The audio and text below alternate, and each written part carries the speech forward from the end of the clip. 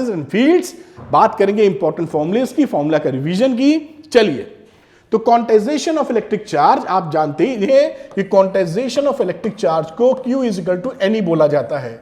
N होता है integral multiple of electron, कह लीजिए कोई भी इंटीजर नंबर, और इस फॉर्म में आपका इलेक्ट्रॉन जाता है, यानी 1 इलेक्ट्रॉन 2 इलेक्ट्रॉन 4 इलेक्ट्रॉन जाएगा, आधा पौन इलेक्ट्रॉन नहीं जा सकता है। साथ में अगर इलेक्ट्रॉन जाएगा तो अपना मास भी लेके जाएगा, तो टोटल जो मास ट्रांसफर होगा वो मास ऑफ इलेक्ट्रॉन, एक इलेक्ट्रॉन का mass into number of electron जो गए हैं एक मटेरियल से दूसरे मटेरियल में, उस तरह से निकाला जा सकता है। तो इसे बोल सकते हैं क्वांटाइजेशन ऑफ चार्ज।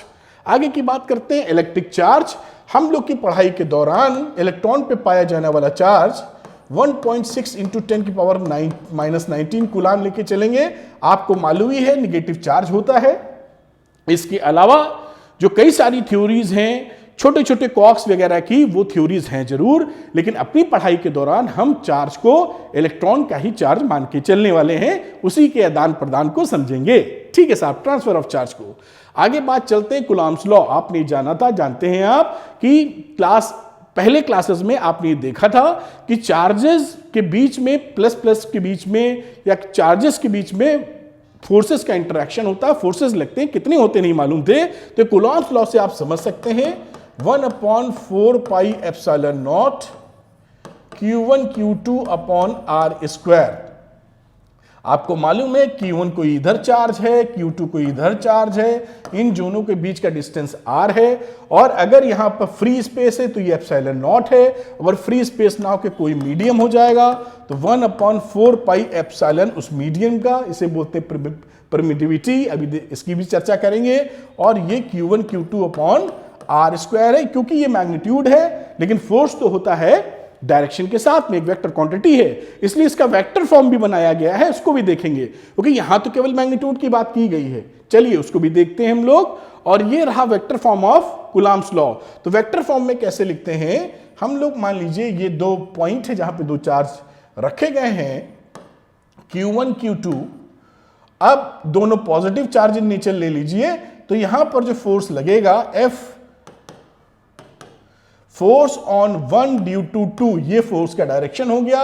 इसी तरह यहां बात करें तो force on 2 due to 1, F21 ऐसे डायरेक्शन हो गया। और R कैप लिखते हैं, R कैप का मतलब होता है दोनों के बीच का जो R पोजीशन वेक्टर है या डिस्प्लेसमेंट वेक्टर है, वो डिस्प्लेसमेंट वेक्टर कहां से कहां तक, 1 से 2 तक, ये डायरेक्शन इधर, और इसका डिस्प्लेसमेंट वेक्टर लिखूंगा R21, 2 से 1 तक यूनिट वेक्टर इधर। आप जानते ही हैं यूनिट वेक्टर का मतलब होता है वेक्टर को उसके मैग्नीट्यूड से डिवाइड कर देना। This is known as a unit vector. Vector algebra में इतनी बात जरूर सीखी होगी बेटा। तो आगे की चर्चा करते हैं फटाफट। अब यहां पर हम वेक्टर फॉर्म लिखने की बात करें तो हम क्या लिख सकते हैं, force on 1 due to 2 is equal to 1/4 pi epsilon naught Q1 Q2 upon R square, और यहां लिख सकते हैं R कैप 212। ये एक वेक्टर फॉर्म है आपके कूलॉम्स लॉ का, ये ध्यान दीजिएगा। मैं थोड़ा सा कलर भी बदलता हूं, यहां देखिए 12 लिखा है तो यहां 21 लिखा है। मतलब अगर इस 12 की चर्चा कर रहे हैं तो हम 12 इधर से इसको नाप रहे हैं, इसके डिस्टेंस को या डिस्प्लेसमेंट को। आप समझिएगा मेरी बात, ये इसी बोलते हैं vector form of Coulomb's law.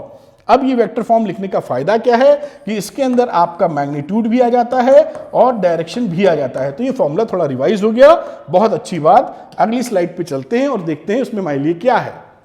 अब परमिटिविटी की बात करते हैं। ये जो फॉर्मूला लिखा था 1/4 pi epsilon not magnitude form में Q1 Q2 upon R square, ये जो लिखा होता है इसे ही बोलते हैं permittivity of the free space.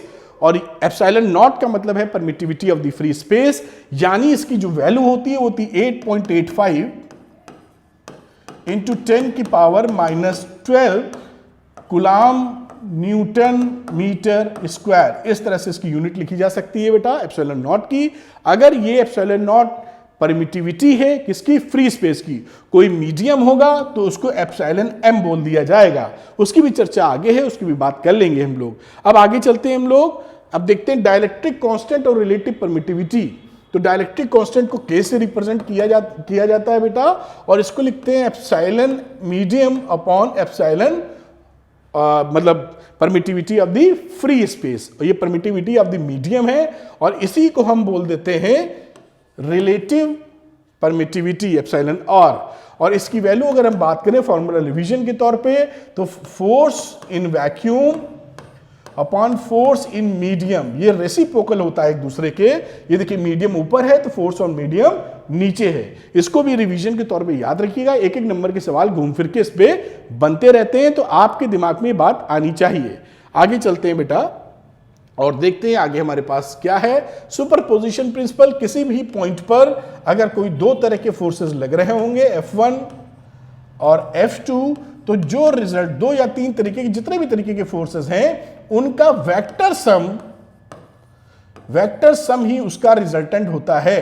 तो F1 का वेक्टर सम F2 से जब आप करेंगे तो रिजल्ट आपको F नेट या टोटल मिलने वाला है। बस इतनी सी बात होती है। दो फोर्सेस हो, तीन फोर्सेस हो, 30 फोर्सेस हो, 300 फोर्सेस हो, कितने भी फोर्सेस हैं, काम ऐसे ही होने वाला है। आगे चलते हैं बेटा और समझने की कोशिश करते हैं आगे क्या है हमारे लिए। इलेक्ट्रिक फील्ड, इलेक्ट्रिक फील्ड आप पहचानते हैं एक वेक्टर क्वांटिटी होती है।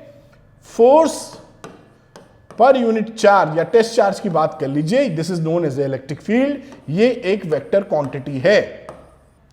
फॉर्मूले का रिवीजन करते चलिए, आगे पूरी चर्चा हम लोग बहुत ही शानदार तरीके से करने वाले हैं। Electric field due to a point charge, इसका भी आपने पढ़ रखा होगा कि अगर मैं पॉइंट चार्ज की बात करूं तो E को लिखा जा सकता है 1/4πε0 और साथ में लिख सकते हैं Q/r²। ये बेसिकली इसका मैग्नीट्यूड लिख दिया है। कोई भी चार्ज है Q, इससे इलेक्ट्रिक फील्ड किसी r डिस्टेंस पर कितना बनने वाला है। इलेक्ट्रिक फील्ड का डायरेक्शन वही होता है जो फोर्स का डायरेक्शन होता है, क्योंकि पिछले वाले स्लाइड में हमने देखा था E = F/Q0।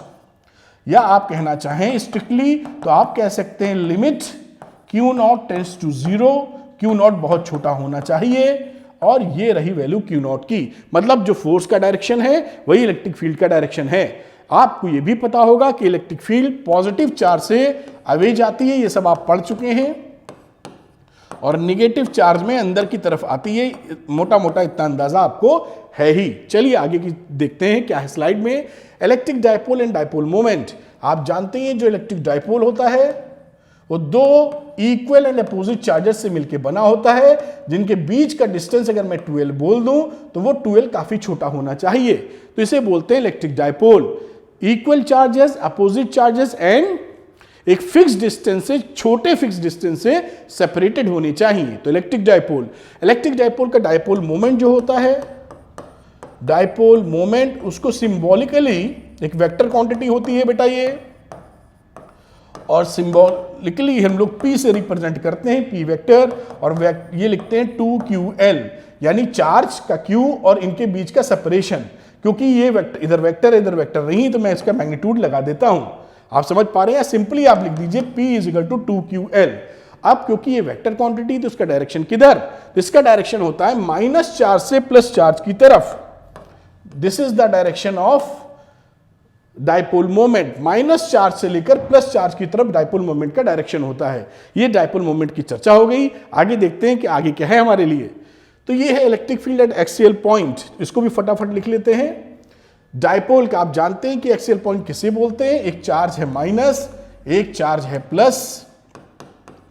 एक्सियल पॉइंट का मतलब इसकी जो एक्सेस है, इसी पर कोई भी पॉइंट ले लेते हैं P, जो इसके सेंटर से अगर मैं O कह दूं, इससे अगर इसकी दूरी है साहब R, तो बहुत आसानी से इसको आप लिख सकते हैं E एक्सियल, फॉर्मूला है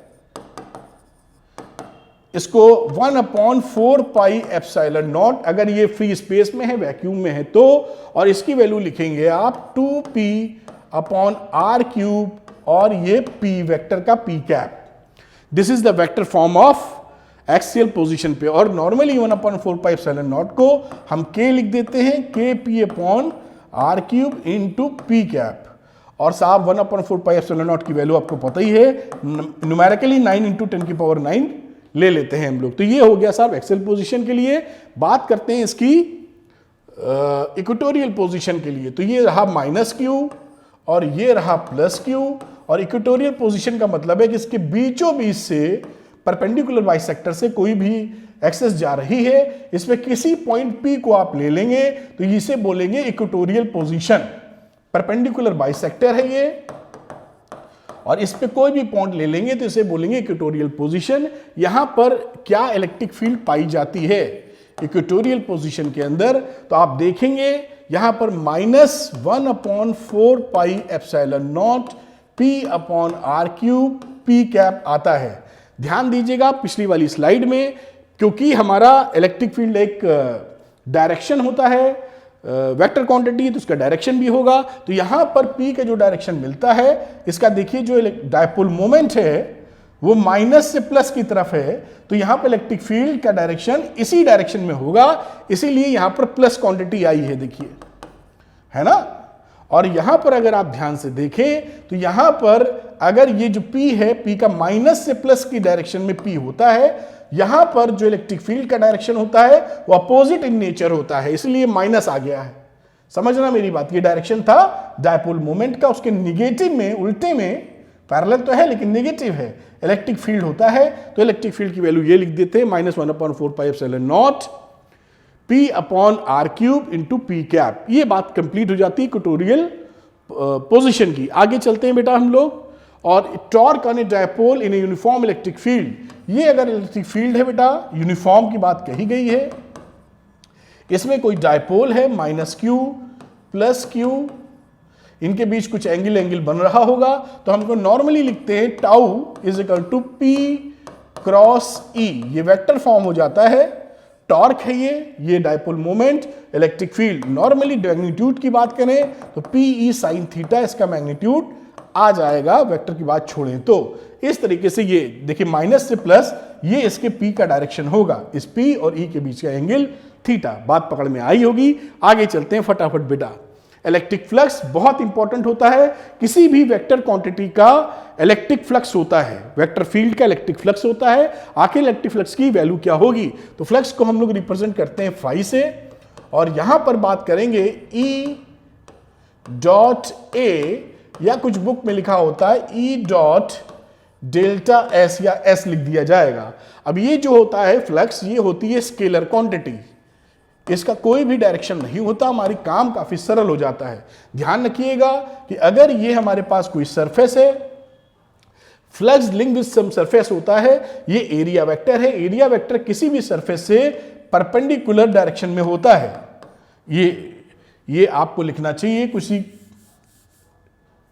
इसको बिगाड़ने की कोशिश ये रहा एरिया वेक्टर, और इसी डायरेक्शन में अगर इलेक्ट्रिक फील्ड का डायरेक्शन भी ऐसा ही है, सपोज करिए इलेक्ट्रिक फील्ड भी इसी डायरेक्शन में है, तो दोनों के बीच में एंगल 0 हो जाएगा। आप जानते ही हैं, इसको आप ऐसे भी लिख सकते हैं E∆S cos थीटा, और अगर दोनों एक ही डायरेक्शन में तो थीटा 0 हो जाएगा, तो E × ΔS हो जाएगा। अगर हमारा थीटा 0 है और थीटा 0 नहीं है, कुछ और है, तो थीटा को इंक्लूड करना पड़ेगा। सपोज करिए थीटा यहां कोई वैल्यू जा रही है, दिस इज थीटा, तो आप थीटा लेंगे और फिर वैल्यू को कैलकुलेट करेंगे। तो ये रहा इलेक्ट्रिक फ्लक्स, वेरी इंपॉर्टेंट। आगे की चर्चा करते हैं हम लोग गॉस थ्योरम। तो गॉस थ्योरम एक बहुत ही पावरफुल टूल बन जाता है जब हम सिमेट्री फॉर्मेशन की बात करते हैं, और ये हमारे लिए बहुत हेल्पफुल होता है। देखिए क्या बताता है, ये बताता है, एक थ्योरम देता है, जो टोटल फ्लक्स लिंक्ड होता है किसी भी क्लोज सरफेस से। ये कहानी किसके लिए है, क्लोज सरफेस के लिए।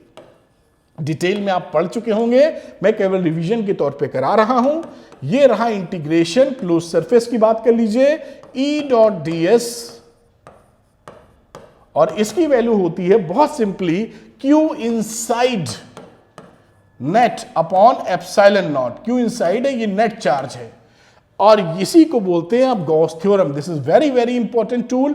जब सिमेट्री फॉर्मेशन कर देते हैं तो बहुत ही शानदार तरीके से हमारी ये मदद करता है। तो ये फॉर्मूला, ये गॉस थ्योरम आपको याद रखनी चाहिए। इस तरह से बात की जा सकती है। आगे देखते हैं, देखिए electric field due to infinitely long charge wire. Long charge wire है जिसपे पॉजिटिव चार्ज है, लीनियर चार्ज डेंसिटी इसकी लैम्डा है। ये lambda, what is lambda, linear charge density, मतलब एक यूनिट लेंथ पे कितना चार्ज है, और इस तरह इसका फॉर्मूला लिखा जाता है। ये सारे सवाल आपसे पूछे जाएंगे। Lambda upon 2 pi epsilon naught into R, ये इसका फॉर्मूला होता है। ये वायर से इनफाइनाइटली लॉन्ग चार्ज वायर है, इससे आर डिस्टेंस दूर अगर किसी पॉइंट पर पी पर इलेक्ट्रिक फील्ड निकालना हो तो ये फॉर्मूला लगाएंगे आप। और लैम्डा है यूनिट चार्ज डेंसिटी, आर है कितना दूर परपेंडिकुलरली कितना दूर हो आप। इस तरीके से इसका भी इस्तेमाल कर सकते हैं। फिर शीट का जिक्र आता है। मान लीजिए हमारे पास यूनिफॉर्मली चार्ज शीट है, ये देखिए चार्ज शीट है जो यूनिफॉर्मली चार्ज है। इसका जो सरफेस चार्ज डेंसिटी है, सरफेस चार्ज डेंसिटी जो है उसे मैं गामा लिख देता हूं, तो सिग्मा लिख देता हूं, तो ये वैल्यू क्या हो जाएगी, E is equal to sigma 2 upon epsilon naught. इस तरह से चार्ज शीट से मान लीजिए कोई कहीं भी आप इसमें देखिए डिस्टेंस r लीजिए या आप r के अलावा r1 लीजिए, इसमें ये फैक्टर ही नहीं आता है, तो ये एक यूनिफॉर्म फील्ड बिल्डअप करता है। ये आपके दिमाग में है ही और मालूम ही है। आगे बात करते हैं हम लोग इंपॉर्टेंट डेरिवेशंस की, चलते हैं, शुरू करते हैं। तो इंपॉर्टेंट डेरिवेशन देखते हैं। और देखिए इंपॉर्टेंट डेरिवेशन में पहला डेरिवेशन आता है इलेक्ट्रिक चार्ज इन फील्ड्स। ये 2 बार मैंने लिखा है। पहला तो है विथआउट गॉस लॉ, ये जो डेरिवेशन है electric field of A line charge from Coulomb's law.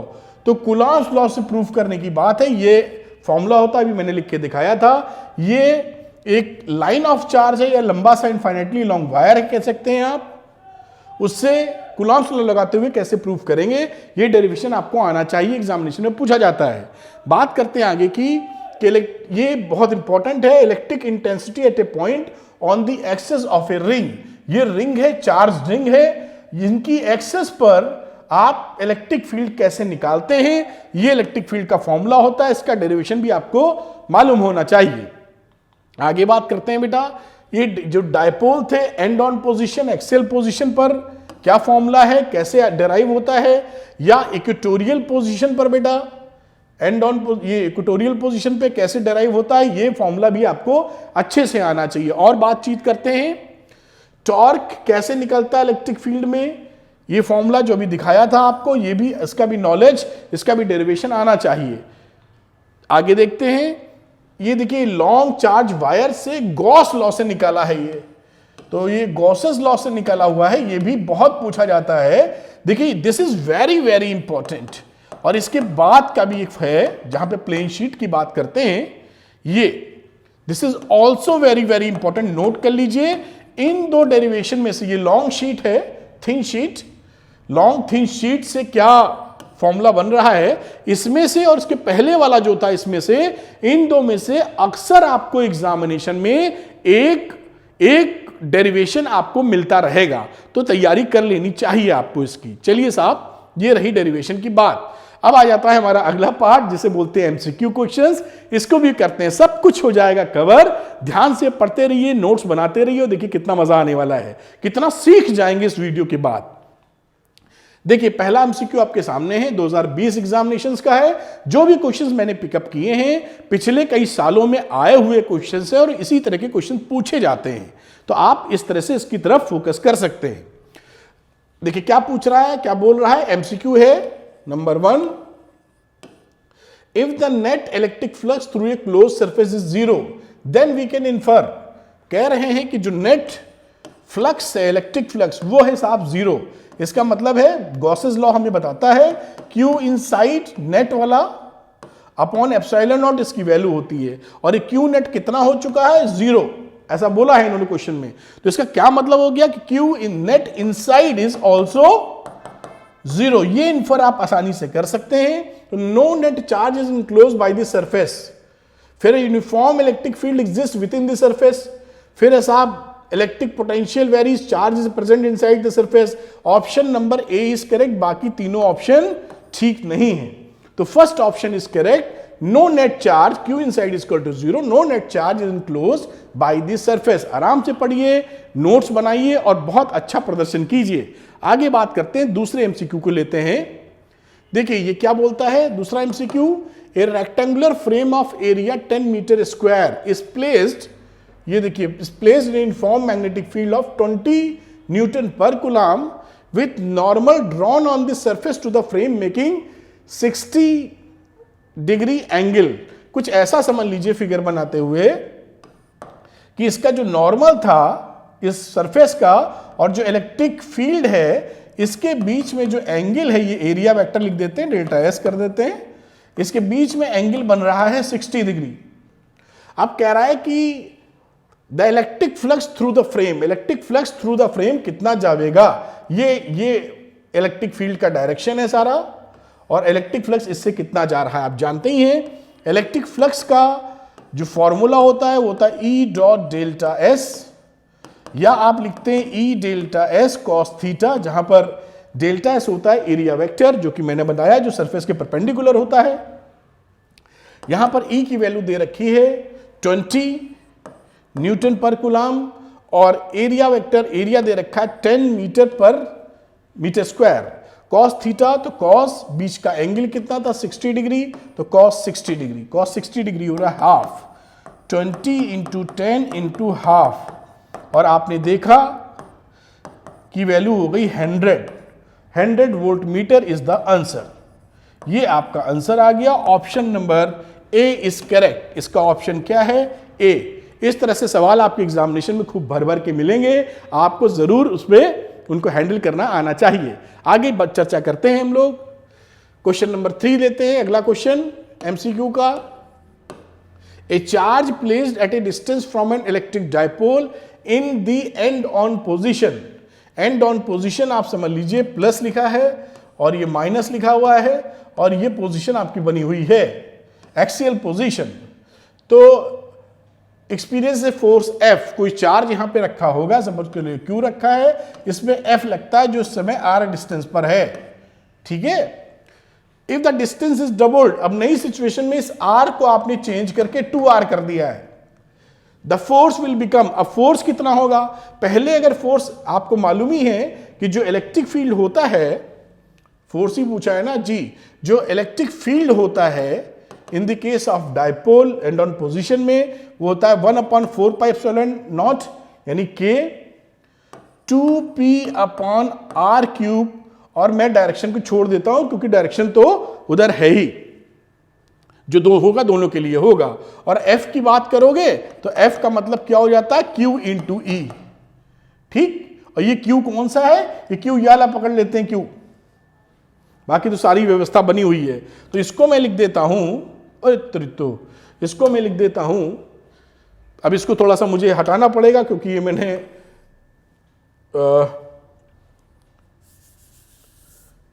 ये थोड़ा सा इसको शिफ्टिंग करनी पड़ेगी क्योंकि ये इस पर फोटो प्लेस की गई है तो इसके नीचे चली जाती है वो, तो F इक्वल टू QE हो गया। अब ये QE होने का सिंपल मतलब क्या है कि यहां पर मैं इस QE को हटाता हूं और इस Q का मतलब वाला Q और E का मतलब हो गया K 2p/r³। अपनी समझ में ये आ गया कि ये इस कहानी से कि जो फोर्स है वो इनवर्सली प्रोपोर्शनल है R क्यूब, क्योंकि ना तो P बदलना ना K बदलना, कैपिटल Q बदल रहा है, केवल हम लोगों ने डिस्टेंस को 2R किया है। तो इस समय अगर फोर्स हमारा F है तो नया वाला फोर्स F1 कितना होगा? उसका डिस्टेंस आपने 2R³ कर दिया है, देख पा रहे होंगे। तो यहां पर मैं इक्वल टू का साइन भी लगा देता हूं, कुछ भी कांस्टेंट लेते हुए कांस्टेंट C लगा दिया, समझ रहे हैं? ये हो गया 2R³। अब ये लिख दीजिए F1/F, तो ये वैल्यू क्या बन जाएगी? C/2R का होल क्यूब अपॉन C/R³, और आ जाएगी वैल्यू 1/8। तो आप देख पा रहे हैं कि F1 की वैल्यू हो गई F/8, F1 equal to F/8। यानी वैसे भी दिखता है कि R³ के प्रोपोर्शनल होने की वजह से डिस्टेंस अगर डबल किया जाएगा तो फोर्स 1/8 टाइम्स हो जाएगा। तो जो ऑप्शन था, मैं इस ऑप्शन को देखना चाहूंगा कि इधर ऑप्शन क्या मिलता है। तो ऑप्शन था अपने पास F/8, which is D। Option is correct, option is D। इस तरह से ये सवाल कर सकते हैं आप। MCQ अगला देखते हैं क्या है हमारे सामने, और अगला एक सवाल MCQ का और है। Electric charge Q1 minus Q1 plus Q2 minus Q2, ये देखिए लिखा हुआ है minus Q2 plus Q1 plus Q1 minus Q2 are placed in free space and S is this a spherical Gaussian surface। हमारी S ये spherical Gaussian surface है, close surface. The electric flux passing over the surface is surface से electric flux कितना पास हो रहा है आप जानते हैं, उसकी वैल्यू होती है Q इनसाइड, वो भी नेट, ये नेट है, अपॉन एप्सिलॉन नॉट। इसको मुझे हाथ से मिटाना पड़ेगा वरना मैं जैसे ही टच करूंगा पीछे वाला पूरा उड़ जाएगा। तो Q यहां क्या लिखना चाहिए था मुझे, नेट। अब आपने क्या देखा यहां पर, Q नेट कितना है, क्योंकि सारी वैल्यूज को अगर आप जोड़ेंगे तो देखिए 0 हो जा रहा है, -Q2 plus Q1 plus Q1 और -Q2। ये वैल्यूज कुछ गलत यहां पे मेंशन्ड हैं। ये देखिए Q1 के साथ -Q1 लिखा हुआ है, तो ये Q1 के साथ ये -Q1 है, और दूसरी वैल्यू है Q2 के साथ प्लस Q2 के साथ दूसरा वाला -Q2, अकॉर्डिंग टू क्वेश्चन ये जो मेंशन किया गया है। तो एक है साहब Q1, तो दूसरा निगेटिव Q1, इसको ही साफ कर लेते हैं। और यहां पर अगर बात करें हम लोग, तो एक है साहब Q1, तो दूसरा है -Q1, फिर है अगला प्लस Q2 बेटा, तो दूसरा है -Q2, और इनका सम जब निकालोगे तो सम 0 आ जाएगा। तो net charge inside Q inside कितना हो जाएगा बेटा, 0। अगर ये वैल्यू 0 हो गई तो ये टोटल वैल्यू भी 0 हो जाएगी, यानी टोटल फ्लक्स जो पास करेगा वो C होगा 0, इससे कोई फ्लक्स पास नहीं कर रहा होगा। इस तरह से क्वेश्चन किया जा सकता है MCQ वाला। आगे की एक और क्वेश्चन है, बड़ी सुंदर बात। When 10⁻14 electrons are removed from a neutral metal sphere, कोई मेटल स्फीयर है, इससे आपने कितने इलेक्ट्रॉन हटा दिए, n हटाए 10⁻14 इलेक्ट्रॉन्स, ये निकाल दिए हैं आपने। Removed from a neutral metal sphere the charge on the sphere, भाई इलेक्ट्रॉन अगर बाहर गए हैं तो चार्ज तो होगा पॉजिटिव इस पे, तो ये दो ऑप्शन तो पहले ही खत्म हो गए, निगेटिव तो हो ही नहीं सकता। अब कितना होगा, ठीक है निकाल लेते हैं। हम जानते हैं Q इज इक्वल टू कितना होता है, Ne, तो n की वैल्यू हो गई 10⁻14, और एक इलेक्ट्रॉन पे चार्ज होता है 1.6 इंटू 10⁻−19 कूलम। 1.6 इंटू 10⁻−5, अगर यहाँ पे 6 इसको लिख सकते हो 16 इंटू 10⁻−6 कूलम, या 16 micro coulomb is the answer. तो 16 micro coulomb is the option number ए। इस तरीके से सवाल हो जाएगा। ऐसे सवाल एग्जामिनेशन में भर भर के आएंगे। नोट कर लीजिए, वीडियो पॉज कर लीजिए, समझिए, साथ साथ लगा लीजिए, और यही घंटे सवा घंटे में आपका पहला चैप्टर एक बार शानदार तरीके से रिवाइज होने वाला है। तो आप इसको नोट करते जाइए और सीखते जाइए साथ साथ। बड़ी अच्छी बात, इंपॉर्टेंट क्वेश्चन। अब ये हम लोगों ने जो दो बातें सीखी या की अभी तक, वो काफी चीजें आगे बढ़ चुके हैं। अब हम लोग कुछ न्यूमेरिकल्स लेंगे और उन न्यूमेरिकल्स को मैं करके दिखाने वाला हूं कि कैसे न्यूमेरिकल्स को किया जाता है। आइए पहले न्यूमेरिकल पे चलते हैं। Two charge of value 2 microcoulomb and -50 microcoulomb are placed 80 centimetre apart. ठीक है साहब, मैं बनाता हूं यहां पर 2 माइक्रोकूलम, क्वेश्चन समझिए फिर आगे बढ़िए। ये लिखा हुआ है -50 माइक्रोकूलम, और इनके बीच का जो डिस्टेंस है वो 80 सेंटीमीटर है अकॉर्डिंग टू क्वेश्चन।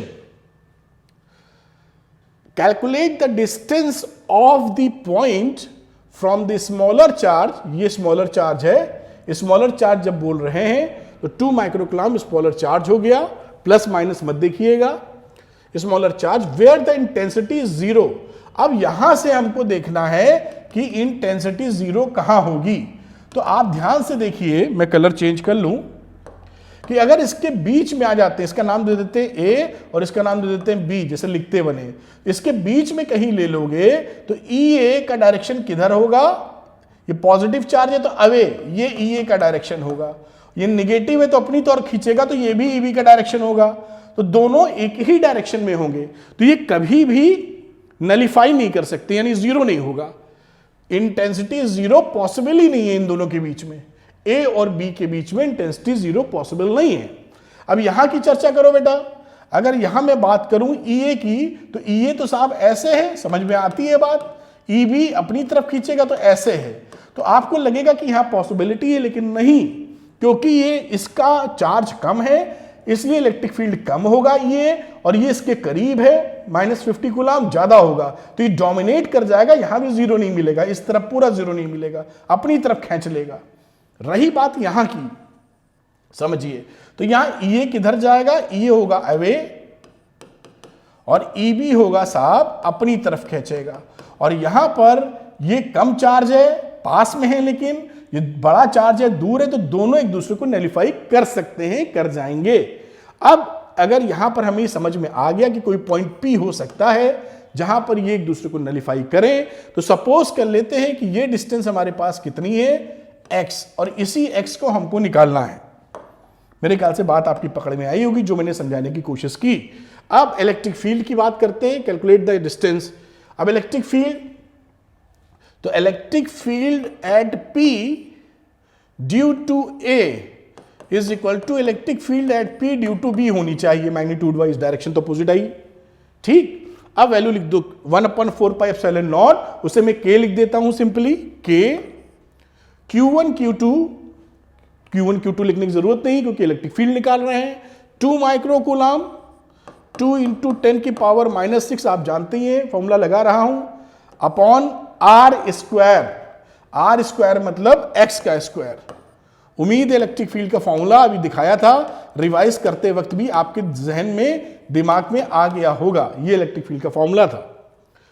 अब आगे बात करते हैं इस वाले से लगने वाला, तो ये रहा K, और कितना चार्ज था, 50 × 10⁻⁻6, और डिस्टेंस कितना रहा बेटा, तो ये देखो इतना तो x है, और साथ में ये यहां तक 80 है। 80 का मतलब अगर मीटर में लोगे तो 0.80 मीटर है, ये तो सेंटीमीटर है, तो मैं इसको लिख देता हूं x + 0.8 मीटर का स्क्वायर। बहुत बढ़िया, आप समझ गए। अब यहां देखिए K से K कट गया, 10⁻⁻6 कट गया, 2 से कैंसिल करेंगे तो यहां 25 भी आ जाएगा, 2 से कैंसिल करो, ये आ गया 25। तो x square is equal to x + 0.8 का स्क्वायर अपॉन, इसको 25 को लिख दो 5 का स्क्वायर। देखिए मेरे ख्याल से बात पूरी पकड़ में आपको आई होगी। अब यहां से आप अगर लिखना चाहें, स्क्वायर है ना, तो रूट लगा के प्लस माइनस कर दीजिए, मतलब x की value plus minus x + 0.8 upon 5, ये वैल्यू आप लिख सकते हैं, आसानी से सॉल्व हो जाएगा। मैं यहां तक इसको लेके आता हूं और सॉल्व करके दिखाता हूं। एक बार ले लो प्लस वैल्यू बेटा, तो ये वैल्यू बन जाएगी x is equal two plus x + 0.8 upon 5, 5 से मल्टीप्लाई किया तो 5x is equal to x + 0.8, और यहां से वैल्यू आ गई, x इधर आ गया तो 4x हो जाएगा, तो x is equal to 0.8 upon 4, यानी 0.2 मीटर, यानी x बराबर 20 सेंटीमीटर। एक तो आंसर ये आता दिख रहा है हमारा। दूसरा वैल्यू बात करते हैं हम लोग निगेटिव, तो x लिखा, यहां माइनस लिया, x + 0.8 अपॉन 5 से मल्टीप्लाई कर लीजिए यहां, तो 5x is equal to -x - 0.8, यहां पे देखिए माइनस वैल्यू आ जाएगी, 4x इज इक्वल टू 0.8, या x बराबर, ये 6 हो जाएगा, सॉरी यहां 5 और 6 यहां पे हटा सकता हूं क्योंकि वो फोटो निकल चुकी है ऊपर, 6x, तो x की वैल्यू होगी 0.8 upon 6 which is less than 0, यानी निगेटिव। हमने जो माना था उसकी विपरीत दिशा में, जो पॉसिबल ही नहीं है, ये दिस इज नॉट पॉसिबल। क्यों? क्योंकि इसके हिसाब से x निगेटिव है, और x निगेटिव का मतलब है हमारी वैल्यू हमने ये मानी है, तो ये कह रहा है इधर, और इधर हम देख चुके हैं ये सिचुएशन पॉसिबल नहीं है, x पॉजिटिव ही होना चाहिए। इसलिए हमारा आंसर क्या आ गया बेटा, this is our answer, x is equal to 20 centimetre. और देखिए बोर्ड में आया हुआ सवाल आप सीख लीजिए, ये इंपॉर्टेंट क्वेश्चन है, बड़े आसानी से हो जाएंगे, और इस तरीके से आप ये क्वेश्चन कर सकते हैं। देखिए कितना आसान है, थोड़ी सी बुद्धि लगाइए, थोड़ी प्रैक्टिस कीजिए, एक सवाल नहीं गलत होगा आपका, तो ये क्वेश्चन को आप इस तरीके से कर सकते हैं। चलिए चलते हैं दूसरे न्यूमेरिकल पर। तो बच्चों आते हैं दूसरे न्यूमेरिकल पे, बहुत ही इंपॉर्टेंट न्यूमेरिकल, बहुत पूछा जाता है, सारे वो न्यूमेरिकल्स हैं जो बोर्ड एग्जामिनेशंस में आए हैं और पूछे जाते रहेंगे। चलिए अगले न्यूमेरिकल पे आते हैं। तो ये क्या बोलता है, 2 point charges +q and -2q ये यहां पर देखिए प्लस क्यू है और यहां पर -2q है और ए बी सी लिखा हुआ, उम्मीद करते हैं आपको दिखाई पड़ रहा होगा, ए बी और ये पॉइंट सी है। Are placed at the vertices B and C of an equilateral triangle ABC. ये एबीसी इक्विलैटरल ट्रायंगल है जिसकी साइड हमको दे रखी है ए, तो ये ए सब जगह लिखा हुआ है, आपको ये पता है। Obtain the expression for the magnitude and the direction of the resultant electric field at the vertex A due to this charges. ये ए पर हमको नेट इलेक्ट्रिक फील्ड निकालना है और उसका डायरेक्शन भी बताना है। ठीक है साहब, बिल्कुल बताएंगे। तो चलिए शुरू करते हैं हम लोग। यहां पर मैं बात करता हूं इलेक्ट्रिक फील्ड का, जिसे मैं लिख देता हूं electric field at A due to B. अब इलेक्ट्रिक फील्ड एक वेक्टर क्वांटिटी होती है, इसका मैं ले रहा हूं केवल मैग्नीट्यूड, तो आप क्या लिखोगे 1/4πε0, जिसे मैं लिख देता हूं k, 1/4πε0 को k, q तो q हो गया ये kq अपॉन r स्क्वायर यानी a का स्क्वायर। देखिए बड़े आराम से बात बनी। अब इसी तरह इलेक्ट्रिक फील्ड लिख देता हूं a पर, लेकिन ड्यू टू c, इस पॉइंट की वजह से, इस चार्ज की वजह से। यहां कहानी क्या बनी, k चार्ज कितना है 2q, केवल मैग्नीट्यूड की बात कर रहे हैं, प्लस माइनस नहीं कर रहे हैं, 2q अपॉन बीच का डिस्टेंस था a, ये a ही तो है। अब अगर इसको मैं e बोल दूं तो इसको मैं 2e बोल सकता हूं, ये डबल है ना ऊपर वाले का, देखिए लिखना होगा तो जल्दी जल्दी लिख लेंगे, इसलिए लिख लिया। अब अगर हमारे दो वेक्टर, ये दो जो वेक्टर्स हैं, यहां ध्यान से देखिए, ये प्लस है तो यहां पर इसका इलेक्ट्रिक फील्ड किस डायरेक्शन में होगा, अवे। ये है ई ए बी का डायरेक्शन, देखिए ध्यान से, और ये अपनी तरफ ऐसे खींचेगा, निगेटिव चार्ज है, ये डायरेक्शन है ई ए सी का डायरेक्शन। कोई रिजल्टेंट इन दोनों के बीच से होके जाएगा। अब इनके बीच का एंगल कितना है, क्योंकि ये एंगल 60 डिग्री है, क्योंकि ये इक्विलैटरल ट्रायंगल है, तो ये एंगल कितना हो गया 120 डिग्री। तो दो वेक्टर 120 डिग्री पर लग रहे हैं किसी पॉइंट पर, तो उनका रिजल्टेंट कितना होगा आप जानते हैं वेक्टर वाले फॉर्मूले से, E √E नेट या टोटल की बात करूं, फिर मुझे ऐसे करना पड़ेगा क्योंकि यहां पर फोटो है ये। E बात कर लेता हूं, E magnitude wise E net, तो आप लिखोगे P, फॉर्मूला याद होगा ना, P square plus Q square plus 2PQ cos theta, ये फॉर्मूला रहता है। तो P स्क्वायर यानी E स्क्वायर, फिर plus 2E square Q square plus 2P into Q cos theta, theta कितना था 120 डिग्री। आपको उम्मीद होगा रिजल्टेंट का वेक्टर फॉर्मूला आपने पढ़ रखा होगा, P स्क्वायर Q स्क्वायर। मैं इसलिए बता रहा हूं, कई बच्चे ज्यादा नहीं पढ़े रहते तो भूले भाले रहते हैं, उनके लिए ये फॉर्मूला वेक्टर वाला लगाया है मैग्नीट्यूड निकालने के लिए। ठीक है साहब, अब E नेट देखिए कितना आता हुआ दिख रहा है, मैग्नीट्यूड केवल, तो यहां पर लिख देता हूं वैल्यू बड़े आराम से, ये रहा 4, ये 4 आ जाएगा, 4 1 5 का स्क्वायर, 4 1 प्लस 5 स्क्वायर, यहां देखिए कितना हो जाएगा प्लस ये 2 लिख देते हैं और इसको लिख देते हैं इंटू 2E स्क्वायर cos 120 का मतलब होता है -12, ये 2 से 2 कट जाएगा, -2 स्क्वायर हो जाएगा, तो ये 5E स्क्वायर में से 2 स्क्वायर घट जाएगा, तो ये वैल्यू आ जाएगी, देखिए कितना E√3।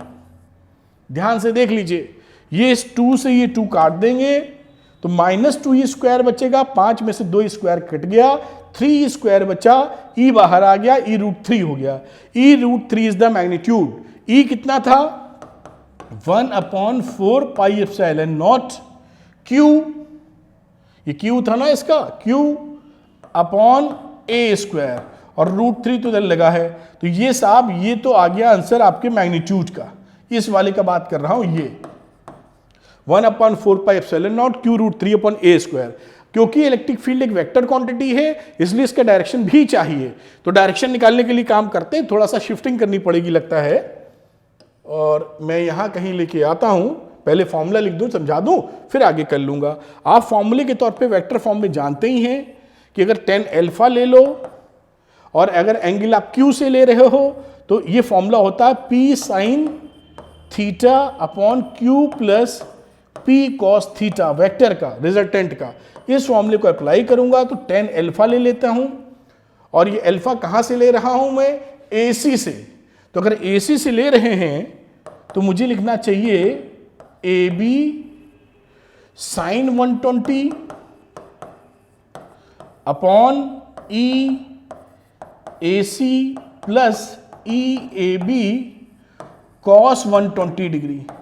ये देखिए बड़े आराम से लिख दिया। अब ये EAB EAC हम पहचान ही रहते, भी खटाखट लिख के किनारे कर देंगे। आगे चलते हैं, यहां पे लिखे आते हैं। अब यहां पर टेन अल्फा हम पहचान रहे थे कि EAB कितना था, इसको E मान लिया था हम लोगों ने। साइन 120 कितना होता है बेटा, साइन 120 होता है साइन 60 यानी √3/2। फिर ये EAC कितना था, तो EAC आपका था 2 टाइम्स E, और यहां बात कर लेते हैं तो ये माइनस आ जाएगा, और E तो E ये था 1/2 तो E/2। अब इसको सॉल्व कर लीजिए, देखिए एलसीएम 2 हो गया, 4 - 3 नीचे बचा, तो ये हो गया √3E अपॉन नीचे क्या बचा 3। उम्मीद है बात इसको आप समझ पा रहे होंगे। एक E और आ जाएगा साथ में, कैंसिल आउट करेंगे E से E, तो ये वैल्यू आ जाएगी 1/√3। रैशनलाइजेशन करने के बाद √3 से ऊपर नीचे मल्टीप्लाई कर दीजिए। भाई ये तो समझ ही रहे होगे ना, क्योंकि बहुत स्लो चलेंगे तो 2 घंटे का वीडियो ना बन जाए। आपको अच्छा कंटेंट और ज्यादा कंटेंट देने की कोशिश है। तो √3/√3 रैशनलाइजेशन किया तो 3/3√3 ये सब कर लेते होंगे, उम्मीद कर रहे हैं। तो 1/√3, तो यहां वैल्यू आ गई tan alpha is equal to 1/√3। तो एंगल कितना हो गया, alpha is equal to 30 degree. कहां से, विथ AC। ये आपका एंगल बन गया। ये देखिए डायरेक्शन हो गया, ये आंसर है। और मैग्नीट्यूड आपने ऊपर बताया था, कहां बताया था, ये मैग्नीट्यूड था। तो इस तरह से देखिए क्वेश्चन, एक बेहतर क्वेश्चन, एग्जाम में खूब आने वाला क्वेश्चन, आप सीख सकते हैं, कर सकते हैं। मुझे उम्मीद है बात बिल्कुल पकड़ में आ रही होगी। अब चलेंगे अगले न्यूमेरिकल के ऊपर। तो बच्चों अगले सवाल पे आते हैं। ये भी बोर्ड एग्जाम में खूब पूछा जाता है, आया हुआ है, और देखिए कितने आसानी से आप सीख जाएंगे और सब कुछ सही होने वाला है। तो देखिए 4 point charges Q, capital Q, small q, capital Q, small q, सब पॉजिटिव चार्ज है, are placed at the corners of a square of side A। ये स्क्वायर है, इसका साइड सबका A है, as shown in the figure. Find the resultant electric force on charge Q। तो charge capital Q यहां है, कोई भी एक पकड़ लेते हैं, मैं इसको पकड़ लेता हूं, यहां वाले को नाम दे दो, इसका लिखने में आसानी रहेगी। मुझे क्या बोल देना चाहिए, B, इसको C और इसको साफ D, तो ABCD स्क्वायर हो गया। अब यहां पर ध्यान से देखिए, क्योंकि सारे पॉजिटिव चार्ज हैं, तो स्मॉल q पे जब चार्ज लगाएगा तो प्लस है ना, तो रिपल करेगा, ये इसका डायरेक्शन होगा, देखिए ऐसे। और मैं इस फोर्स को लिख देता हूं F on B due to C, जैसे हम लोग एक दूसरे को समझा पाए। ये भी स्मॉल q पे लगाएगा, दूर लगाएगा, तो ये चार्ज कैसे चला जाएगा, F फोर्स क्या लगेगा, F on B due to A। दोनों फोर्स इक्वल भी होंगे, भी दिख जाएगा A दूरी है। और तीसरा एक फोर्स, मैं कलर थोड़ा बदलना चाहूंगा, ये Q लगाएगा इस पे, और ये डायगोनली लगाएगा ऐसे। और यहां इस चार्ज को, इस फोर्स को आपको लिखना होगा force on B due to D। ये देखिए 3 फोर्सेस लगेंगे जो आपके सामने हैं। मेरे ख्याल से आप आसानी से समझ पाए होंगे कौन से 3 फोर्सेस लग रहे हैं। अब FBA और FBC देखते हैं कैसे फोर्सेस हैं, क्योंकि दोनों इक्वल आने वाले हैं। FBA की चर्चा करते हैं, इसके मैग्नीट्यूड की। तो मैग्नीट्यूड होता है 1/4πε0, जिसे मैं K लिख दे रहा हूं। Q1 Q2 Q into Q, sorry small q into capital Q, Q1 Q2 upon R square. R क्या है, A स्क्वायर। ठीक, दूसरी बात करता हूं, force on B due to A। अच्छा, इस फोर्स A से निकाला था, अब मैं C से निकाल लेता हूं। तो वही K Q1 Q2 upon A square. आपने देखा दोनों को फोर्स F बोल दे तो दोनों इक्वल है इन मैग्नीट्यूड, डायरेक्शन अलग है, in magnitude both are equal. अब दो वेक्टर्स, ये देखिए दोनों वेक्टर एक दूसरे से 90 पर एक्ट कर रहे हैं, क्योंकि स्क्वायर है ना, ये सब तो 90 है। तो दो वेक्टर जब 90 पे अपने एक्शन एक्ट करते हैं तो आर क्या लिखते हो resultant P square plus Q square. अब दोनों फोर्स है तो टोटल फोर्स क्या रहा नेट इन दोनों का वो रहा F square plus F square, क्योंकि दोनों 90 पर हैं तो एफ रूट 2 आ गया। एफ नेट की बात कर रहा हूं, यानी इन दो फोर्सेस का रिजल्टेंट एफ रूट 2 आएगा और इनके बीचों बीच से जाएगा। क्यों? क्योंकि दोनों इक्वल हैं। जब भी दो इक्वल वेक्टर्स एक्ट करते हैं तो उनके बीच जो परपेंडिकुलर उनके एंगल बाइसेक्टर से आपका रिजल्टेंट जाता है। भाई दोनों तो इक्वल हैं, फॉर्मूला भी लगा दोगे तो भी बीचों बीच से आएगा। तो जो एफ रूट 2 होगा इसका डायरेक्शन होगा अलोंग, इसका नाम दे दो बी लिख दिया, ये बी डी लिख देता हूं, along B D. F root 2 का बात पकड़ में आई। और एफ बी डी तो पहले से लग रहा है, यानी टोटल फोर्स कितना रहा मेरे बच्चों? टोटल फोर्स रहा एफ बी डी असली वाले का मतलब जो पहले से लग रहा है, और साथ में एफ रूट 2 इसी डायरेक्शन में। बात पकड़ ली होगी आपने। अब देखिए एफ बी डी की चर्चा करते हैं तो के Q1 Q2 तो Q इंटू क्यू यानी Q square upon R square, तो बीच का डिस्टेंस कितना? ये है ए, ये है ए, तो ये ए रूट 2 हो जाएगा बेटा। पाइथागोरस अप्लाई कर लो, ए स्क्वायर प्लस ए स्क्वायर और फिर रूट ले लोगे तो ए रूट 2, तो D B is A root 2। तो यहां पर हो जाएगा ए रूट 2 का स्क्वायर प्लस फोर्स की जगह ये वैल्यू रख दो जो पहले हम दोनों समझी थी, के Q Q upon A square, और साथ में बेटा ये रूट 2 भी यहां चर्चा का विषय है, मतलब पहले से हाजिर है। इसको मैं शिफ्ट करता हूं ऊपर, देखिए कितना आसानी से हो रहा है सवाल। तो एफ टोटल कितना आया? यहां पर काफी चीजें कॉमन आ, मैं एक बार सिंपल करके लिख देता हूं, K Q square upon 2a square plus K Q capital Q root 2 upon A square. अब इसमें से कॉमन ले लीजिए, देखिए कितनी आसानी से होने वाला है ये सवाल। क्या क्या कॉमन ले सकते हो? देखो के कॉमन ले सकते हो, क्यू कॉमन ले सकते हो, और नीचे से 2a स्क्वायर कॉमन ले लो। तो पहले वाली में बचा क्यू और इसमें क्या बचा? स्मॉल क्यू और नीचे से ए स्क्वायर जा चुका था, और यहां वैल्यू बची, देखिए 2 कॉमन लिया था तो वैल्यू बची 2 रूट 2, और यही आपका आंसर आ गया। तो K Q upon 2a square capital Q plus 2 root 2 small Q, उसको आप नॉर्मली अच्छा लगता है पहले लिख दीजिए, तो इसको पहले लिख दीजिए 2 रूट 2 स्मॉल क्यू, और इसका जो डायरेक्शन है वो है along B D. This is your answer. तो इस तरह के सवाल देखिए कितने आसानी से किए जा सकते हैं। यही सब आपसे पूछे जाते रहे हैं और पूछे जाते रहेंगे। अब सवाल ये उठता है कि आप वाकई सीखने को तैयार हैं तो सीखिए, और अगर वीडियो पसंद आ रहा हो, ये जो मैं जी तोड़ मेहनत आपके लिए कर रहा हूं, पूरा दिन लगा के रिसर्च करके कौन से क्वेश्चन लेने, कैसे बनाने, अगर आपके लिए हेल्पफुल है तो आप लाइक का बटन दबाइए, सब्सक्राइब कीजिए और अपने दोस्तों को भी बताइए, जिससे उनका भी फायदा हो, उनको हेल्प मिले और मुझे मोटिवेशन मिले कि मुझे सीरीज को और धांसू एकदम सुपर हिट बनाना है, जिससे आपकी मदद भी हो और मुझे खुशी भी मिले। चलिए अगले न्यूमेरिकल पे चलते हैं। तो बच्चों करते हैं अगला बहुत ही इंपॉर्टेंट न्यूमेरिकल, और ऐसे न्यूमेरिकल इसी तर्ज पे बहुत पूछे जाते हैं। एक बार समझ गए तो सारे न्यूमेरिकल एकदम तुरंत निकालोगे। चलिए बात शुरू करते हैं हम लोग। ये न्यूमेरिकल आपके सामने है। इसमें बोला गया है, यह बताया गया है कि ई एक्स बराबर जो इलेक्ट्रिक फील्ड है वो अल्फा एक्स के बराबर है। ठीक है, ई वाई 0 है, यानी वाई डायरेक्शन में इलेक्ट्रिक फील्ड कुछ नहीं है, वाई डायरेक्शन ऊपर है। इस डायरेक्शन में इलेक्ट्रिक फील्ड 0 है, ई जेड डायरेक्शन में इलेक्ट्रिक फील्ड 0 है, केवल ई एक्स डायरेक्शन में है और उसकी वैल्यू अल्फा एक्स है। तो ये इस तरह की इलेक्ट्रिक फील्ड है और उसकी मैग्नीट्यूड अल्फा को एक्स से मल्टीप्लाई कीजिए, निकलती चली जाएगी। वेयर अल्फा की वैल्यू भी दे रखी है कांस्टेंट के, भी यूज कर लेंगे।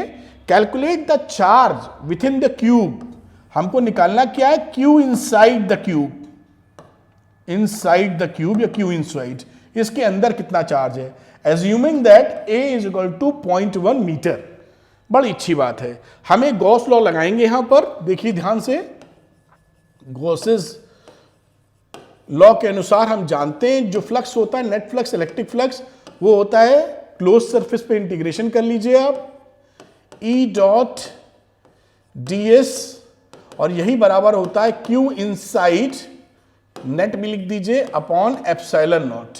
यानी Q इनसाइड अगर निकालना है, अगर मैं फ्लक्स निकाल लूं इस कैलकुलेशन से, तो एप्सिलॉन नॉट से मल्टीप्लाई कर दूंगा और फट से हमारा Q इनसाइड निकल आएगा। ठीक है, अब देखते हैं इस क्यूब को पहचानो। ये मैंने आपको समझाने के लिए एक क्यूब भी, रूबिक्स क्यूब होता है, आपको समझाने पता नहीं कितना दिख रहा है, रेड कलर आपके सामने करूं, ये क्यूब पकड़ लिया, बहुत छोटा है लेकिन शायद दिखाई पड़ रहा हो। अब ये जो क्यूब है और इलेक्ट्रिक फील्ड देखिए ऐसे है, दिख रहा है ना आपको, तो इलेक्ट्रिक फील्ड जब जाएगा तो इस वाली सरफेस को क्रॉस कर रहा है और इसके आगे वाली सरफेस को, इधर वाली को भी क्रॉस करते हुए निकलेगा।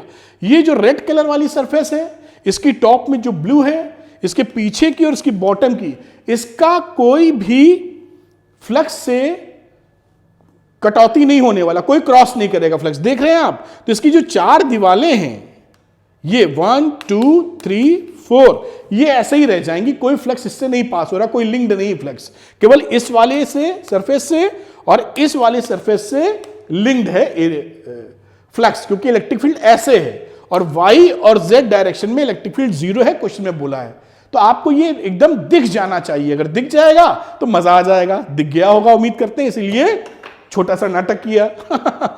आगे चलते हैं। अब ये इस वाली सरफेस को मैं बोल देता हूं आसान शब्दों में लिखने के लिए सरफेस A, और इसको लिख देता हूं सरफेस B। 1 2 भी लिख सकते हैं जैसा मैंने आपको दिखाया था। अब इस सरफेस के लिए मैं टोटल फ्लक्स लिंक निकालता हूं, तो टोटल फ्लक्स लिंक क्या हो गया, फ्लक्स A में और फ्लक्स B में, दोनों को जोड़ मारो वही टोटल फ्लक्स होता है। ठीक है साहब। अब फ्लक्स का फॉर्मूला यहां से इंटीग्रेशन, और वहां तो सिंपल कहानी है, तो मैं यहां क्या लिख सकता हूं, electric field eight A dot area vector, जिसे मैं डेल्टा S कह देना चाह रहा हूं, और plus electric field eight B, भैया इस पे कितना इलेक्ट्रिक फील्ड है, डॉट, और एरिया वेक्टर जो भी जिस डायरेक्शन में जा रहा होगा। ठीक है, इसको S1 S2 कह देता हूं, जिसे आप एक ही ना समझ लें, बिल्कुल डायरेक्शन अलग अलग है ना इसलिए, और कहना चाहिए तो एरिया तो सेम ही है, तो बस एंगल का फर्क आ जाएगा। आइए देखते हैं EA डॉट ES1, इसको मैं यहां लिख दूंगा, तो लिखूंगा EA डॉट ES, इसको बिगाड़ना भी मुश्किल है क्योंकि इसको मैं ऐसे कर देता हूं, क्योंकि एरिया तो मैग्नीट्यूड सेम ही है, और बीच में रहा कॉस थीटा, और इसमें आ जाइए EB डेल्टा S, और इनके बीच का कॉस थीटा 1, तो इनके बीच का कॉस थीटा 2। बात पकड़ पाए होंगे आप। अब देखते हैं, देखिए यहां पर जो एरिया वेक्टर है उसका डायरेक्शन देखिए बाहर की तरफ होता है। क्लोज सरफेस जो एरिया वेक्टर होता है, आपको मालूम है, फिर भी याद दिला रहा हूं कि जो क्लोज सरफेस होती है, एरिया वेक्टर सरफेस के परपेंडिकुलर लेते हैं और क्लोज सरफेस से बाहर की तरफ लेते हैं। यानी इस वाले का इधर एरिया वेक्टर और इस वाले का इधर एरिया वेक्टर। ठीक, आप समझ पाए। अब उसकी चर्चा करते हैं हम लोग। कहां थे, तो ये रहा इसका एरिया वेक्टर, जिसे मैं डेल्टा S बोल रहा हूं। साथ में जो इलेक्ट्रिक फील्ड है उसका डायरेक्शन ऐसे है इलेक्ट्रिक फील्ड का, तो इन दोनों के बीच में कितना एंगल हो गया, 180 डिग्री। तो ये मैंने EA लिखा, और EA की जो वैल्यू है वो वैल्यू है अल्फा इंटू एक्स से निर्धारित होगी, तो अल्फा हो गया 100, और x हो गया यहां से यहां तक A, और A की वैल्यू है 0.1 मीटर, तो ये रहा 0.1 मीटर, ये E बना। साथ में डेल्टा S, तो अगर ये वैल्यू लिखना चाहो लिखते हो ना, ये जल्दी निकालने के लिए वेरिएबल्स में ही निकाल लेते, कह रहे नहीं वे, मैं भी डेल्टा S लिखता हूं और ये लिखता हूं cos 180 डिग्री। फिर यहां आ जाता हूं EB की तरफ, तो EB में लिखूंगा 100 अल्फा, और x यहां से यहां तक का हो जाएगा A, और ये एक A इसका 2A, तो मैं लिख दे रहा हूं 2AX की जगह, और cos 0 डिग्री, क्योंकि यहां पर एरिया वेक्टर इस डायरेक्शन में है और एरिया वेक्टर डेल्टा S और इलेक्ट्रिक फील्ड भी इसी डायरेक्शन में है। अब मैं इसको थोड़ा ऊपर लेके जाता हूं। अब देखिए वैल्यू क्या बन गई, ये हो गया साहब, अब वैल्यू लिख देते हैं 100 इंटू 0.1, और एरिया कितना था बेटा 0.1, मीटर का साइड था, तो 0.1 इंटू 0.1 0.1 का स्क्वायर, और ये हो जाएगा -1, यहां हो गया 100, ये 2 इंटू एरिया वेक्टर भी था इसमें भाई, डेल्टा एस भी था, तो 2a का मतलब हो गया 2 इंटू 0.1, और साथ में एरिया हो गया 0.1 का स्क्वायर, और कॉस्ट 0.1, ये वैल्यू आ गई। देखिए ये टोटल फ्लक्स निकाल रहे हैं, और ऊपर लेके जाते हैं,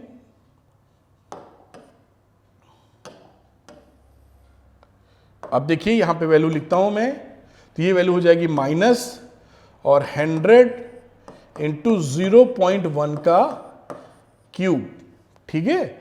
यहां आ जाओ बेटा, तो ये हो गया 200 इंटू 0.1 का क्यूब।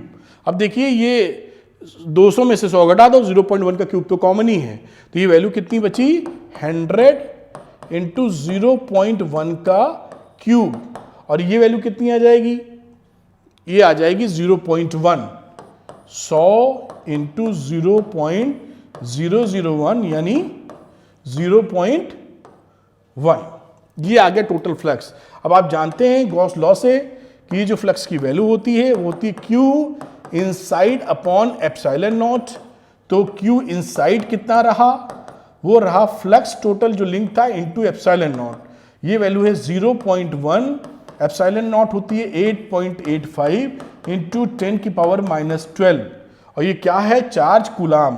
तो अब आप समझ गए 0.885 इंटू 10 की power -12 coulomb is the answer.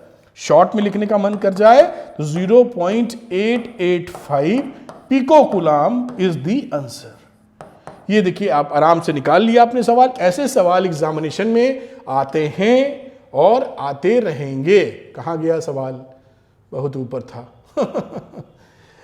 अब आपको बिल्कुल आराम से बता दिया, निश्चिंत हो गए कि समय कितना लग रहा, क्योंकि आप लोगों ने हमेशा ये बोला कि सब सवाल बढ़िया कराइए, समय की चिंता मत कीजिए। तो सीखिए और आपको जरूर समझ में आ रहा होगा। दोस्तों को भी फॉरवर्ड कीजिएगा। चलते हैं अगले न्यूमेरिकल पर। तो बच्चों करते हैं अगला न्यूमेरिकल। ये भी न्यूमेरिकल एक्सट्रीमली इंपॉर्टेंट, और प्यार से देखेंगे तो एकदम आपको आ जाएगा। चलिए देखते हैं। A hollow cylindrical box of length 1 metre, इसकी जो लेंथ है बेटा, अरे कहां खिसक रहे हो भाई, ये लेंथ हो गई इसकी 1 मीटर, खाली है। And area of the cross section, इसका एरिया ऑफ क्रॉस सेक्शन बोल रखा है इन्होंने 25 सेंटीमीटर स्क्वायर, जिसको मैं मीटर में कन्वर्ट कर ले रहा हूं, 10 की power -4 metre square, is placed in a 3-dimensional coordinate system XYZ. The electric field in the region is given by this one. Electric field देखिए इंपॉर्टेंट है, मैं दोबारा लिख रहा हूं 50x I cap. I cap का डायरेक्शन आप जानते हैं, unit vector along the positive x direction, तो I इस डायरेक्शन में है, तो इस डायरेक्शन में इलेक्ट्रिक फील्ड है, और ये इलेक्ट्रिक फील्ड वेरिएबल है, x बदलोगे तो E बढ़ता जाएगा, जैसा कि सवाल है। अब where E is in newton पर coulomb and x in metres, ठीक है साहब। पहला पूछना है net flux through the cylinder, और निकाले ना, नेट फ्लक्स चाहिए, तो फ्लक्स लिखा।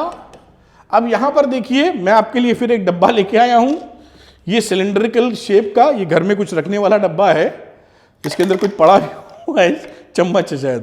तो ये आप देख पा रहे हैं कि ये सिलेंड्रिकल शेप में बिल्कुल परफेक्ट सिलेंडर मिल गया मुझे, तो मैंने कहा इसी का इस्तेमाल करता हूं। दिख रहा है कैमरे में, हाँ दिख तो रहा है कुछ। तो साहब ये इलेक्ट्रिक फील्ड है, तो इलेक्ट्रिक फील्ड जब जाएगी तो इस सरफेस को ठोकेगी, क्रॉस करेगी, और इस सरफेस को भी क्रॉस करेगी। ये जो इसकी कर्व सरफेस है, इससे इसका कोई लेना देना नहीं है। देखिए कोई भी लिंक्ड या क्रॉस नहीं हो रही है फ्लक्स, देख पा रहे हैं। तो केवल जो सरफेस है इधर की और इधर की, वही काम की है। कर्व वाले से इलेक्ट्रिक फील्ड जा ही नहीं रही, तो काहे का फ्लक्स। ठीक है, बात समझ में आ गई। अब इस वाल समझने के लिए मैं इस पॉइंट को A बोल देता हूं और इसको मैं B बोल देता हूं। पॉइंट को समझ लीजिए, जिससे हम एक दूसरे की बात आपस में समझा सके। ये एरिया है, वेक्टर है, ये अलग की बात है। तो मैं इसको लिख दूंगा phi A plus phi B। बड़ी सुंदर बात, दोनों को जोड़ दीजिए। phi A की चर्चा करते हैं, तो phi A क्या हो जाएगा, यहां पाया जाने वाला इलेक्ट्रिक फील्ड डॉट और एरिया वेक्टर, जो मैं डेल्टा S से दिखा दे रहा हूं, प्लस इधर ये ई ए लिखना चाहिए और इसको मुझे ई बी लिखना चाहिए डॉट डेल्टा एस। अब आप समझदार हैं, जैसे एक सवाल में किया था, इसको लिखा ई ए, इसको लिखा डेल्टा एस और यहां लिखा कॉस 180 डिग्री, क्योंकि इसका एरिया वेक्टर है इस डायरेक्शन में डेल्टा एस और इलेक्ट्रिक फील्ड का डायरेक्शन मैंने दिखाया था इस डायरेक्शन में इलेक्ट्रिक फील्ड है, दोनों के बीच में 180 डिग्री का एंगल है। और यहां पर आ जाओगे तो लिखोगे E B delta S cos 0 degree, क्योंकि यहां पर जो एरिया वेक्टर है वो इस डायरेक्शन में है away from the close surface, और ये एरिया वेक्टर और इलेक्ट्रिक फील्ड का डायरेक्शन इधर है, दोनों के बीच में 0 डिग्री का एंगल है। हो गई काम खत्म। आगे चलते हैं, ई ए की बात लिखते हैं। यहां पर ई ए कितना हो जाएगा 50 इंटू एक्स 50 और x है मीटर में तो 50 इंटू 1 ये रहा ई ए। डेल्टा एस कितना है, अभी मैं डेल्टा चलिए लिखना चाहिए लिख दीजिए, वरना इसको निपटा के भी एरिया सेम रहेगा तो एरिया सेम रखते हैं अभी, और ये -1 आ गया। प्लस ई बी की बात कर लो तो ई बी हो जाएगा यहां से 50 into x 1 + 1 2 delta S cos 0 हो गया 1। अब यहां पर देखिए फाई कितना मिला बेटा, ये वैल्यू मिली -50 डेल्टा एस और यहां वैल्यू आ गई 100 डेल्टा एस। तो ये नेट कितना मिला, नेट का मतलब दोनों में से घट घुटा के 50 डेल्टा एस, और 50 डेल्टा एस हमारा वो दिया हुआ है 25 इंटू 10 की पावर -4। तो ये 25 इंटू 5 125 1250 इंटू 10 की पावर -4 ये वैल्यू आती दिख रही है। अब इसको कैलकुलेट करना हो कर लेना, पॉइंट ऐसे लगा के 12.50 चाहो तो लिख दो इंटू 10 की पावर -2। ये आपका फ्लक्स आ गया न्यूटन मीटर स्क्वायर और ये लिख दीजिए कूलाम स्क्वायर। ठीक है, ये आ गया जो फ्लक्स एसोसिएटेड था उससे। अब बात करते हैं charge enclosed with the cylinder. तो आप जानते ही अभी हम लोगों ने सवाल लगाया था कि जब आपको फ्लक्स मिल जाता है तो गॉस थ्योरम से, गॉस साहब ने बड़ा भला किया हम लोगों का, Q inside Q net inside upon epsilon naught लिखते हैं। तो Q इनसाइड कितना हो गया बच्चों, flux total into phi naught epsilon naught. अब वैल्यू लिखते हैं आगे, यहां रोकता हूं जाके, और यहां Q इनसाइड कितना रहा, फाई आ गया था 1250 लिख देता हूं अभी तो, इंटू 10 की पावर -4 और 8.85 इंटू 10 की पावर -12 ये वैल्यू आ गई। अब यहां पर आप जोड़ घटा लीजिए, 1250 इंटू 8 तो आ जाएगी 1.106 इंटू 10 की पावर -12 कूलाम। ये चार्ज आ जाएगा, इन दोनों को मल्टीप्लाई करेंगे, यहां 0.125 लिख सकते हैं, 0.125 को 8.85 से मल्टीप्लाई करिएगा। आप समझ पा रहे होंगे मेरे कहने का ये मतलब था। यहां पे हटा सकते हैं क्योंकि वो फोटो नहीं है, इसको लिख सकते हो 0.125 इन दोनों को मल्टीप्लाई करके इंटू 8.85 इंटू 10 की पावर -12 कूलाम। और ये वैल्यू देखिए यहां पर क्या मिल जाएगी, मल्टीप्लाई करेंगे 1.106 इंटू 10 की पावर -12 कूलाम। चाहो तो पीको कूलाम भी लिख सकते हो, 1.106 pico coulomb is the answer. तो इस तरह से देखिए जो इंपॉर्टेंट न्यूमेरिकल्स आपके आते हैं वो आप बड़े आसानी से कर सकते हैं। थोड़ी प्रैक्टिस कीजिए, और जैसे मैंने कहा ये वीडियो दिल से और जबरदस्त मेहनत से आपके लिए बनाया जा रहा है। अगर आपके लिए फ्रूटफुल है, अगर आपके लिए हेल्पफुल है तो लाइक करिए, कमेंट कीजिए कि कैसा लग रहा है, और अपने दोस्तों को शेयर भी कीजिए। सब कुछ कवर करने की कोशिश कीजिए जैसे ये वीडियो आपको स्ट्रॉन्ग, सुपर स्ट्रॉन्ग बना दे पावरफुल कॉन्सेप्ट के तहत। और वन शॉट वीडियो तो साथ में है ही। और अगर बच्चे चाहते हैं कि स्पेसिफिक क्वेश्चंस देखने हैं तो उसका कोर्स में लिंक दिया है, वहां से ले सकते हैं। चलते हैं अगले इसके स्लॉट पे जहां केस स्टडी की चर्चा की जाएगी। आइए चलते हैं।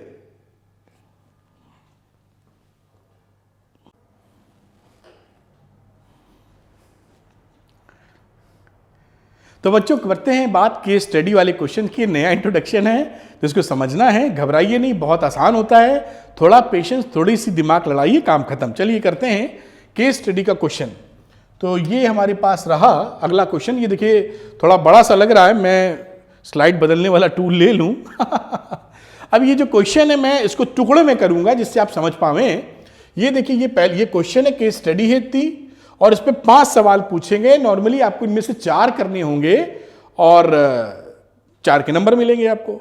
तो मैं इस केस स्टडी के साथ पहला क्वेश्चन अगली स्लाइड पे दिखाता हूं, फिर दूसरी, तीसरी, चौथी, पांचवी ऐसे करेंगे, वरना काफी भरी हुई स्लाइड है, देखने में ही डर लगता है। चलो अगली स्लाइड देखते हैं। नीचे का शटाक से गायब। अब क्वेश्चन क्या है? According to Coulomb's law, force F naught between two electrostatic charges Q1 Q2 separated in air vacuum by this one. ये कूलॉम्स लॉ का फॉर्मूला आप पहचानते ही हैं।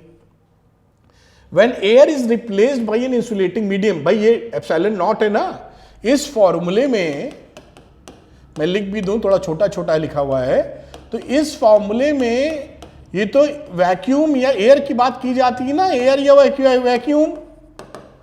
अब कह रहा है कि इसको हम रिप्लेस कर दें किसी इंसुलेटिंग मीडियम से। कर दो भाई, कौन रोक रहा है?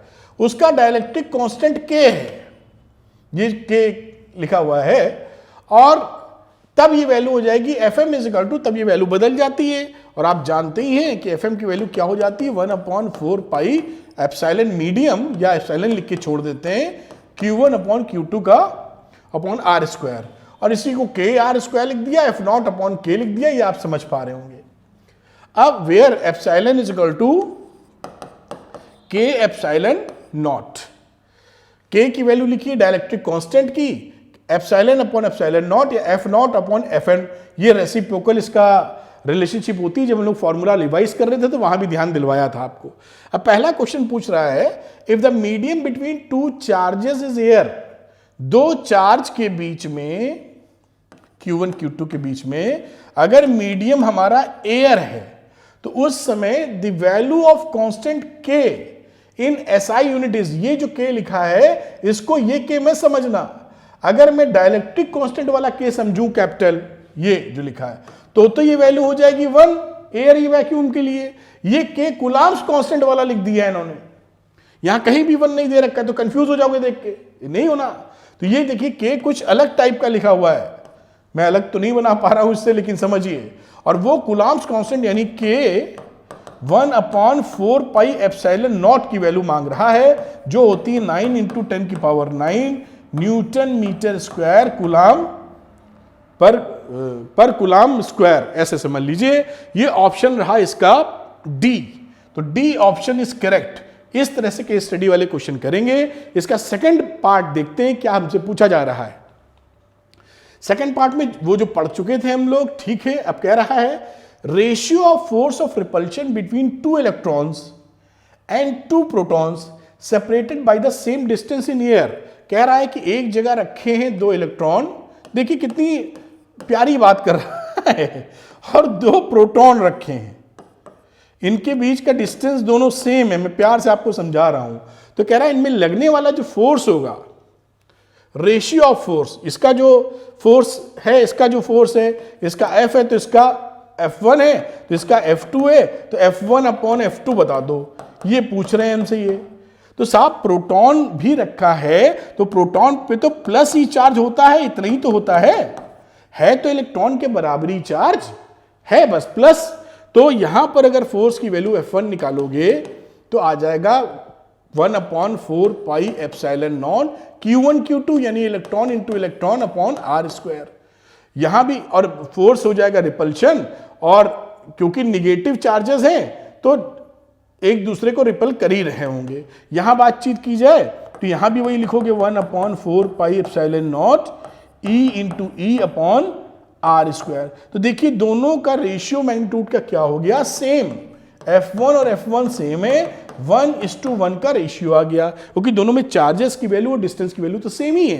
तो option is 1:1, option number A is correct. तो इस तरीके से थोड़ा सा ध्यान दीजिए कि भाई ये क्या पूछा जा रहा है हमसे, और काम हो जाएगा आपका। चलते हैं अगले, इसके तीसरे पार्ट पे चलते हैं बेटा। तीसरे में लिखा 2 चार्जेस, एक +3 माइक्रो कूलाम का है और एक यूनिट डिस्टेंस पर रखे हैं। दूसरा चार्ज है -5 माइक्रो कूलाम, यूनिट डिस्टेंस समझ लीजिए 1 मीटर की बात कर लें अगर कर लें तो। The ratio of the force exerted by one on the other is. अब यहां पर अगर इस पे फोर्स, अगर मैं इसको A बोलूं और इसको B बोलूं, तो अट्रैक्शन लगा तो इस पे लगेगा force on A due to B, और इस पे फोर्स भी अट्रैक्शन का है, force on B due to A. ये दोनों फोर्सेस की कहानी क्या, इनका रेशियो क्या होगा बोल रहा है, द रेशियो। भाई ये न्यूटन का थर्ड लॉ फॉलो करते हैं, एक्शन रिएक्शन, तो इनका मैग्नीट्यूड सेम होता है, डायरेक्शन अलग होता है, यानी एफ ए बी को वेक्टोरली भी माइनस एफ बी ए लिखा जा सकता है, आपको मालूम भी है। तो दोनों फोर्सेस सेम होते हैं, इक्वल, बस डायरेक्शन अपोजिट होता है, तो इसका भी मैग्नीट्यूड सेम है, तो आंसर हो गया C1:1, फोर्सेस का मैग्नीट्यूड बराबर। बात समझ में आ रही होगी। चलते हैं इसके चौथे पार्ट पे। ये रहा इसका 4th नंबर का part. 2 charges +8 microcoulomb and -6 microcoulomb held certain distance apart in air and attract each other. ये 2 चार्जेस हैं, +8 माइक्रोकूलम और ये बाजू वाला है -6 माइक्रोकूलम। कुछ अट्रैक्शन है फोर्स का, सपोज करिए F फोर्स लग रहा है, R है बीच का डिस्टेंस विद ए फोर्स। अच्छा, फोर्स बताया है कि 12 न्यूटन का फोर्स लग रहा है। A charge of +4 microcoulomb is added to each. अब दोनों में +4 माइक्रोकूलम ऐड कर दिया, तो यहां ऊपर वाले में क्या हो गया, अभी 12 माइक्रोकूलम हो गया, और प्लस चार्ज ऐड किए तो ये -2 माइक्रोकूलम हो गया। ठीक, अट्रैक्शन तो अब भी बना रहा। अब देखते हैं नया वाला F' क्या हो जाता है।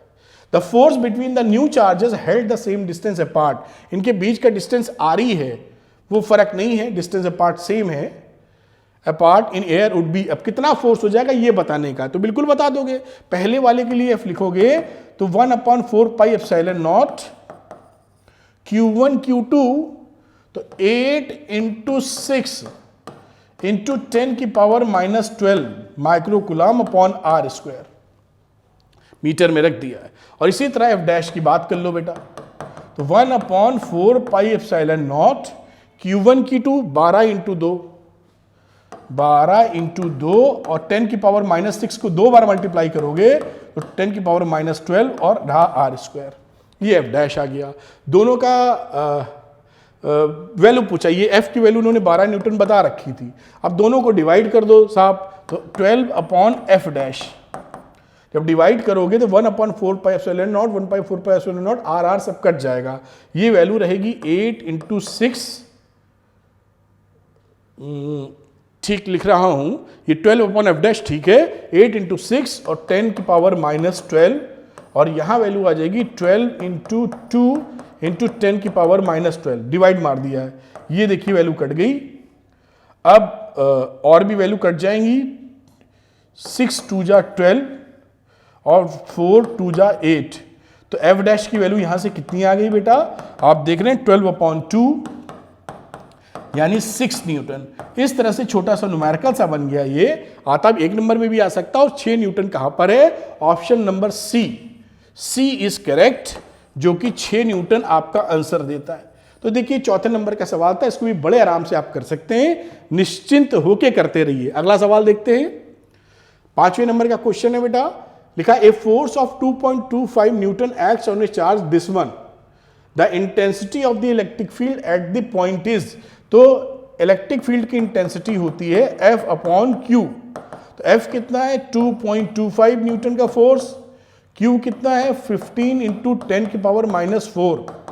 अब इसको सॉल्व कर डालिए तो वैल्यू हो जाएगी 2.25 × 10⁻4 अपॉन 15, 15 का स्क्वायर आ जाएगा, है ना, 15.15। ये वैल्यू कितनी हो गई, 4 0 है तो 1500 न्यूटन पर कूलम। ये आपका आंसर आ गया, और ये आंसर इसमें दिया हुआ है ऑप्शन नंबर सी में।